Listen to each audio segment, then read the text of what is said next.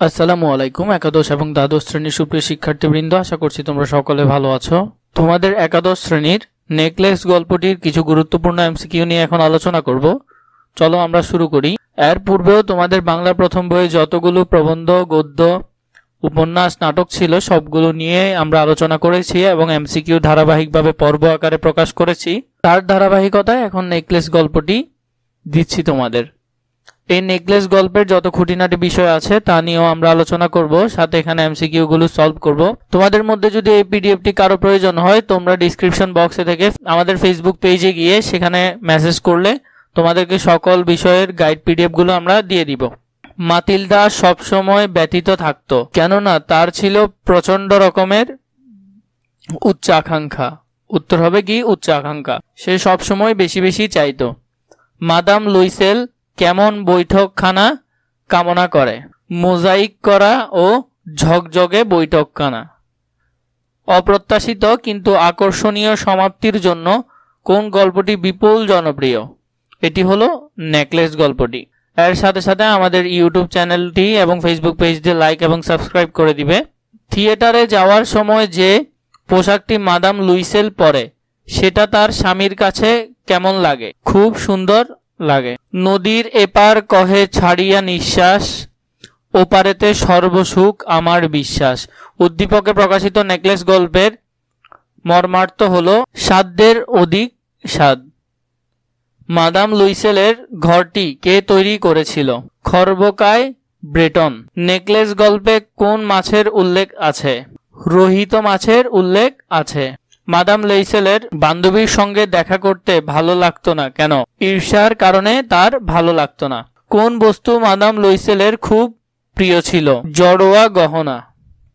Madame লুইসেল কোন দৃষ্টিতে স্বামীর দিকে তাকিয়েছিল? বিরক্তির দৃষ্টিতে স্বামীর দিকে তাকিয়েছিল।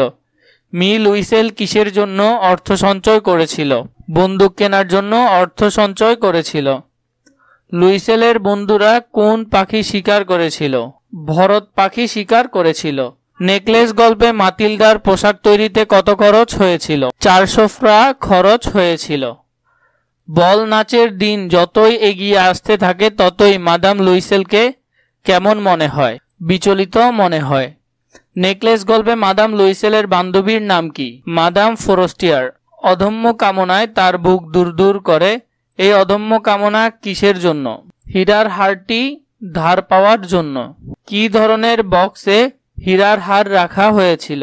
স্যাটিনের বক্সে। মাতিলদার স্বামী কোথায় আধঘুমে বসেছিল? মাতিলদার স্বামী বিশ্রাম কক্ষে আধঘুমে বসেছিল। বল নাচের অনুষ্ঠান শেষে মাদাম লুইসেল কখন বাড়ি ফিরেছে? ভোর 4টের সময়। নেকলেস গল্পে উল্লেখিত নদীটির নাম কি? সেটি ছিল সিন নদী। একটুখানি ভুলের তরে অনেক বিপদ ঘটে, ভুল করেছে যারা সবাই ভুক্তভোগী বটে। চরণ দুটি নেকলেস গল্পের কোন ঘটনার সঙ্গে সাদৃশ্যপূর্ণ? এটি হলো মাদাম লুইসেলের গহনা ধার ও সেটি হারিয়ে ফেলার সাথে সম্পর্কযুক্ত। হারটি ফেরত নেওয়ার সময় ফ্রস্টিয়ারকে কেমন দেখাচ্ছিল? নির্জীব দেখাচ্ছিল। মাদাম ফোস্টিয়ার গহনার বক্সটি খুলে দেখলেন না। স্বামীর ঋণের ভার মুক্ত হতে মিতালি তার গহনা বিক্রি করে দেয়, তাই নয়? অন্যের বাড়িতে ঝিয়ের কাজ করে। মিতালির রূপ ফুটে উঠেছে কোন চরিত্রে? এটি হলো মাদাম লুইসেলের চরিত্রে এটি ফুটে উঠেছে। মাদাম লুইসেলের স্বামী সন্ধ্যাবেলায় কি করে? কয়েকজন ব্যবসায়ী হিসেবের খাতা ঠিক করে। মাদাম লুইসেলের স্বামী পেশায় কি ছিল?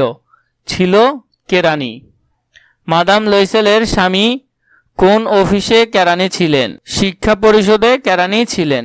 মাদাম লুইসেলের মনে সর্বদা কিসের দুঃখ? অর্থনৈতিক দুরবস্থার দুঃখ।